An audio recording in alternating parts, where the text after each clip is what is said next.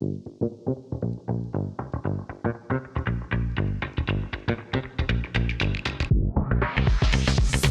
going on, you guys, and welcome to another video. For today's video, I'm going to talk about how I stay injury-free as a hybrid athlete running 50 miles a week and strength training in the evening. This topic won by popular demand, so let's jump right in. Number one, programming. One of the most important keys to staying injury-free starts with your programming. And I always tell folks to start a program that is specific to them. Now, there are three components when I think about a program. Frequency, the amount of days you want to work out a week. Intensity, managing your hard days and your easy days. And volume. So like if you're a runner, we think about mileage, and if you're a lifter, we think about reps and sets. So then people ask, how do I find the right program that's right for me? And I always respond with, look at what you're currently doing today. If you're a runner running 30 miles a week, you can use the 10% rule to bump up to 33 miles that next week. You can have 80% of those 33 miles be easy base running, and that other 20% of the 33 miles could be your hard running. So this could be your race or your sprint pace. If you're a lifter, let's say you're working out 3 days a week doing full body sessions. Your workout consists of 7 exercises where you do 3 sets of 10 reps of each exercise. If you're looking for a way to progress and add more to your program, I always tell folks to stick to 4 weeks of what you're currently doing where it feels good, and then we can start to make adjustments. So in this example, with the 3x10 of 7 exercises, we can just add 1 more set of 10 to each exercise. Now this touches on playing with volume, which is reps and sets. So if you're doing 7 exercises, 3 sets of 10, that gets us to a total volume of 210. By adding just 1 more set to each exercise,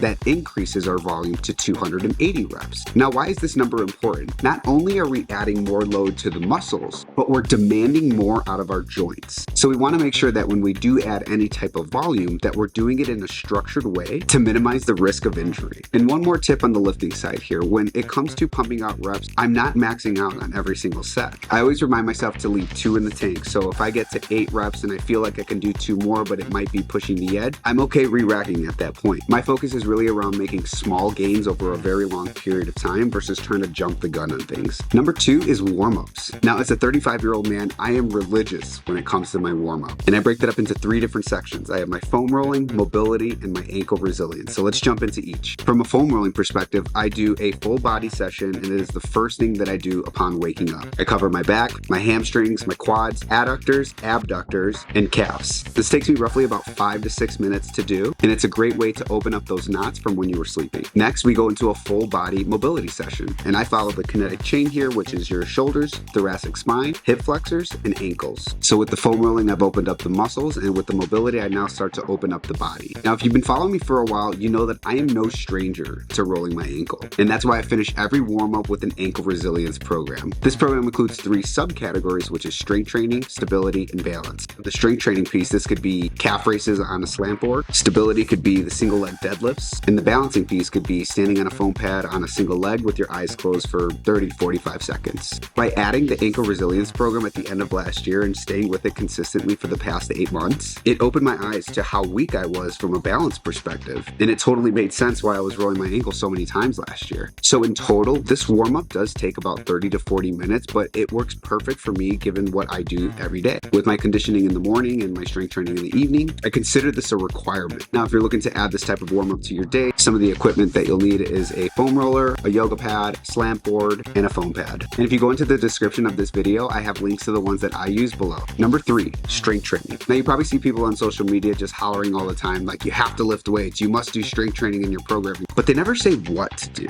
And I'm going to provide you the framework here. As a hybrid athlete, I am a huge advocate for full body strength training sessions, and I follow the same framework every single time. 7 exercises, lower body hinge, so this could be your deadlift, lower body push, barbell squats, lower body lateral, goblet lateral lunges, upper body vertical pull, pull-ups, upper body vertical push, shoulder press, upper body horizontal pull, so this could be your barbell rows, and upper body horizontal push, barbell chest press. And that's it. These 7 exercises you can do in every single session to hit your full body. So really, if you think about it, if you just have 3 exercises for each category, you can mix and match each exercise for different workouts every single time. And it's that easy. So how does this relate to being injury-free? injury. By having a framework that ensures you're hitting the entire body, not only are you strengthening the muscles in your specific sport, so like for me, my calves are very important for mountain running, I'm also building the quads, the hamstrings, the adductors, and the abductors from a strength perspective to support my calves during that mountain running. And looking at the body as a whole system versus one specific muscle that I need to think about. Number 4,